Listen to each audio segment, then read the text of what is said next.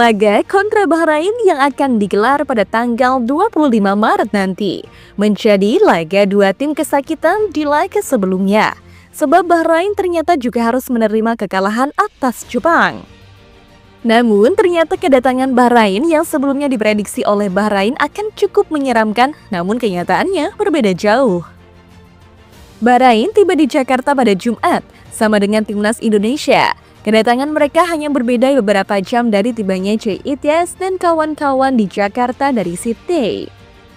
Dalam momen kedatangan ini, Bahrain disambut delegasi Kedutaan Besar Kerajaan Bahrain untuk Indonesia. Dalam unggahan Instagram resmi Bahrain, mereka menunjukkan kedatangan di Bandara Soekarno-Hatta.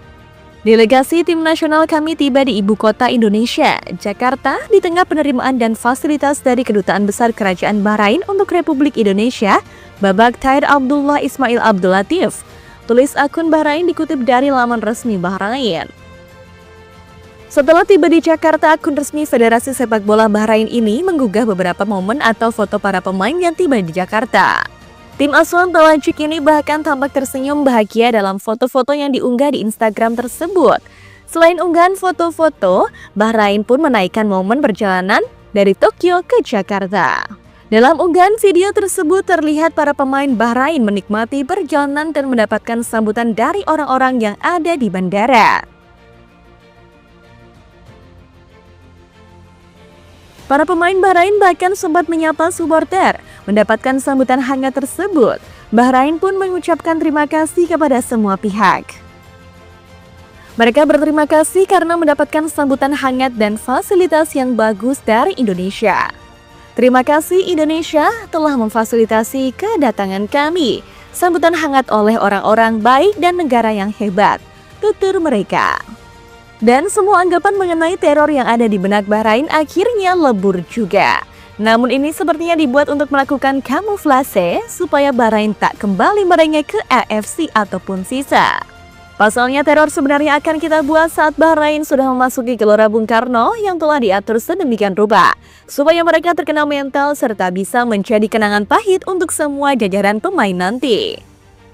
Dan untuk timnas Indonesia yang baru saja mengalami kekalahan telak atas Bahrain, saat ini diharapkan ada kejutan dari jajaran pelatih yang ada. Patrick Kluivert yang hanya bisa santai di pinggir lapangan dan tak ada emosional yang meledak ketika permainan timnas tak membaik, seharusnya ada pergantian sejenak dalam pengambilan keputusan. Alec Poster diharapkan menggantikan Patrick Kluivert sementara sebagai penyusun strategi agar penampilan timnas Indonesia lebih oke lagi. Memang Alec Poster, asisten pelatih timnas Indonesia dari Patrick Kluivert, mendapat julukan profesor taktik dari para supporter Garuda. Bahkan Alec Poster dijuluki El Banana, dikenal sebagai pelatih hebat di Eredivisie Belanda. Jadi wajar fans timnas Indonesia meminta PSSI menjadikan Alec Poster sebagai juara taktik skuad Garuda untuk sementara.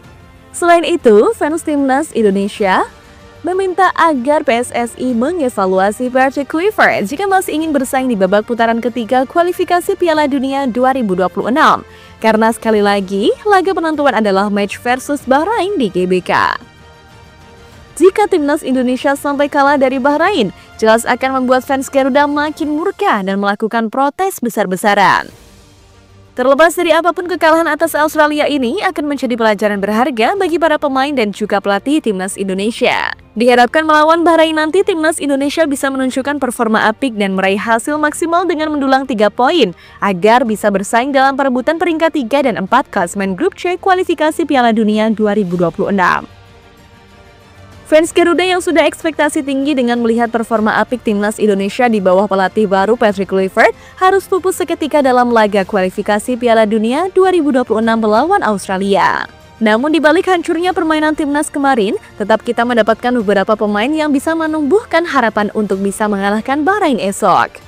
Nama itu jatuh pada Ole Romeni serta Eliano Reinders. Kedua pemain ini nampaknya lebih aktif serta cocok untuk dijadikan rekan duel.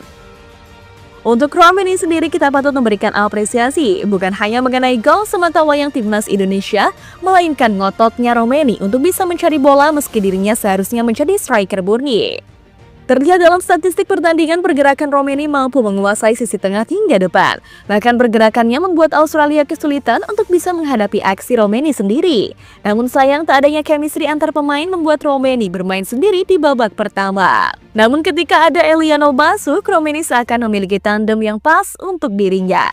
Kedua pemain ini mampu berbagi peran dengan baik sepanjang babak kedua berlangsung. Namun tak adanya gelandang yang mampu menyuplai bola dengan cukup baik, membuat minimnya peluang di babak kedua untuk bisa dieksekusi kedua pemain.